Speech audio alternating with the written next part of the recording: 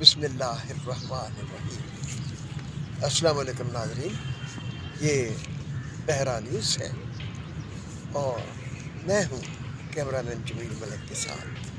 صاحبزادہ ہادی عبدالمنان۔ ناظرین، اس وقت کچھ مسائل ایسے ہیں جن کی طرف توجہ نہیں دی جاتی، مگر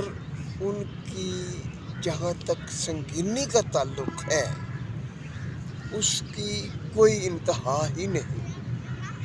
ناظرین، اس کی وضاحت کے لیے جو یہ بات ہم کر رہے ہیں، اس کی وضاحت کے لیے پیر کے روز ہونے والے حادثہ ایک بہت ہی مکمل اور بھرپور مثال کے طور پر پیش کیا جا سکتا ہے۔ ہوا کیا تھا ناظرین؟ پیر کے روز کراچی کی ڈاکس مچھر کالونی میں سلنڈر کے پھٹنے سے بہت سی اموات ہوئی اور بہت سے لوگ زخمی ہوئے۔ ناظرین، یہ سلنڈروں سے بھری ہوئی سزوکی اس دکان کے پاس آ کر رکی جہاں سلنڈر اتارے جانے تھے۔ اب زیادہ اتارے جانے تھے یا چند اتارے جانے تھے، کچھ دینے تھے، بہرحال اس دکان پہ سلنڈر پہنچانے تھے اور سلنڈر سزوکی سے اتارنے کے دوران لیکیج ہوئی، ایک سلنڈر میں لیکیج ہوئی اور اس سلنڈر کے لیک ہونے سے دھماکہ ہو گیا، اور وہ دھماکہ اتنا شدید تھا ناظرین، ایک بچی اور 3 افراد اور موقع پر جاں بحق ہو گئے اور 17 افراد شدید زخمی ہوئے۔ ناظرین، یہ دھماکہ اتنا شدید تھا کہ اس دکان کے اوپر بنا ہوا ایک رہائشی مکان تھا جو منہدم ہو گیا، اور اس کے منہدم ہونے سے بہت سے لوگ، اس گھر کے اندر جتنے لوگ تھے وہ ملبے تلے دب گئے، اور اتنا یہ شدید دھماکہ تھا دکان اور دکان کے اوپر مکان کے منہدم ہونے سے ارد گرد کی جتنی دکانیں تھیں ان کے شیشے ٹوٹ گئے، اور کماڑی کے ڈی سی کے مطابق اس موقع سے جہاں یہ واقعہ ہوا، حادثہ ہوا، اس کے ارد گرد دور دور تک دکانیں اور مکانات خالی کرائے گئے، کیونکہ اس کے بغیر چارہ نہیں تھا۔ صحیح انتظامات کے لیے انتظامیہ کو یہ کرنا پڑا کہ ارد گرد کے مکانات اور دکانیں خالی کرائی گئی۔ ناظرین، یہ جو واقعہ ہے یہ پہلا واقعہ نہیں ہے، یہ کئی دہائیوں سے، کئی دنوں سے، کئی ہفتوں سے، کئی مہینوں سے نہیں، کئی دہائیوں سے، یعنی کہ کئی سالوں سے نہیں، ایک دہائی میں 10 سال ہوتے ہیں، تو کئی دہائیوں سے اس طرح کے واقعات رونما ہو رہے ہیں، مگر یہ کیا بات ہے کہ ایک دہائی میں 10 سال ہے، تو کئی دہائیوں جب ہم کہیں گے تو اندازہ کیجئے کہ کتنا عرصہ ہو گیا ہے کہ جب سے یہ واقعات رونما ہو رہے ہیں۔ اب ناظرین اب یہ دیکھیے کہ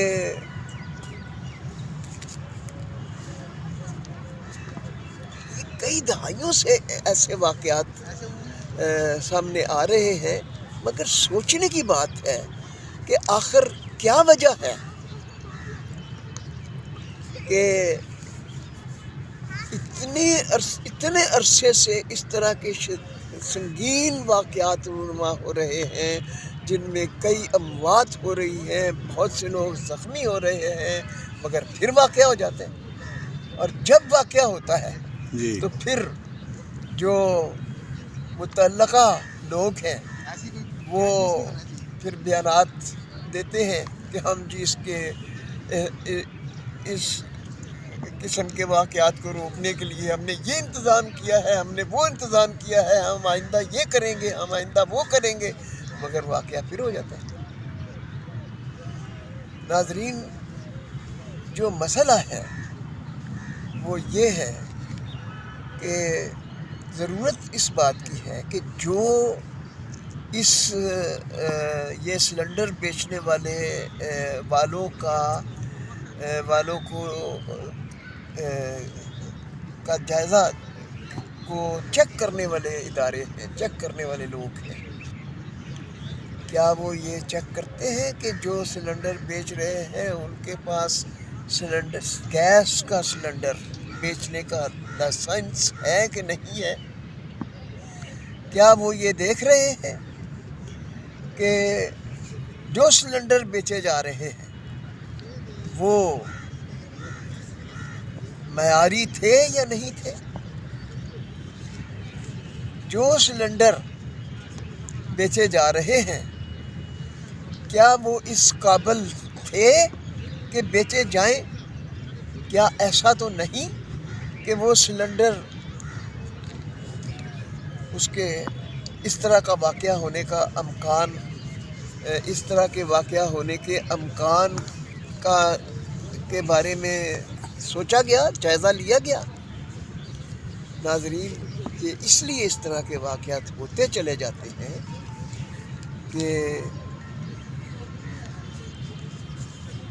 بیچنے والوں کے اور بیچنے والوں کو چیک کرنے والوں کے سامنے صرف ایک بات ہوتی ہے،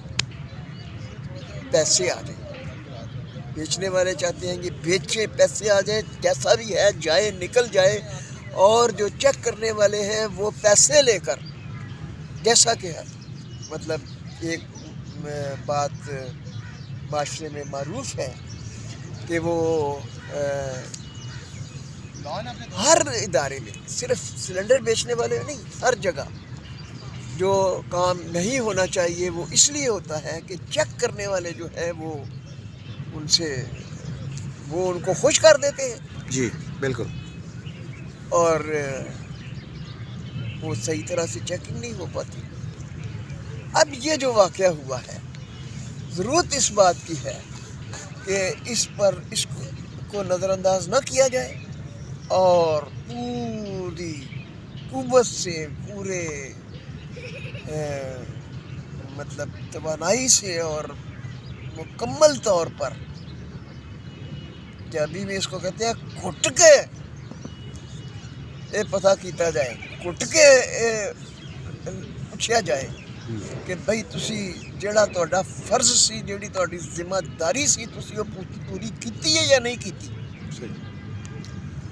تو ناظرین جو ذمہ دار لوگ ہوتے ہیں چونکہ وہ ذمہ داری پوری نہیں کرتے، اس لیے اس طرح کے واقعات ہو جاتے ہیں۔ اب اگر جو یہ سوزوکی سلنڈروں سے بھری ہوئی تھی، جو وہ لے کر آیا، کیا اس کے پاس سلنڈر بیچنے کا لائسنس تھا؟ یہ چیک کیا جائے۔ ہو سکتا ہے اس کے پاس نہ سلنڈر بیچنے کا لائسنس ہو، نہ بھرے ہوئے سلنڈروں کی سوزوکی کو چلانے کا لائسنس ہو، یہ بھی نہیں ہوتا۔ تو ناظرین،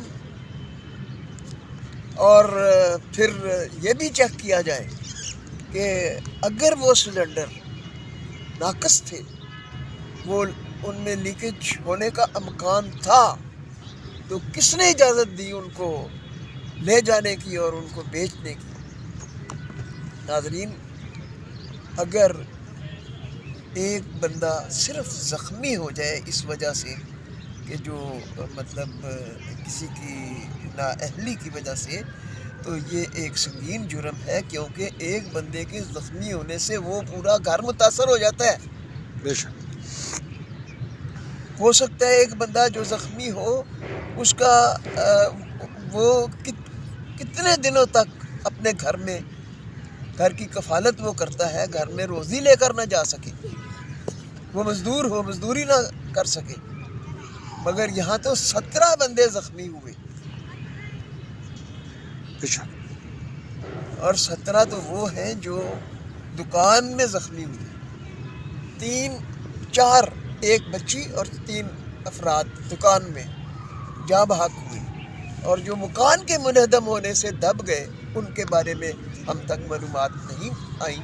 کہ ان میں سے کوئی لوگ اپنی جان سے چلے گئے یا بچ گئے۔ بہرحال جیسا کہ ہم نے عرض کیا کہ ایک بندے کے زخمی ہونے سے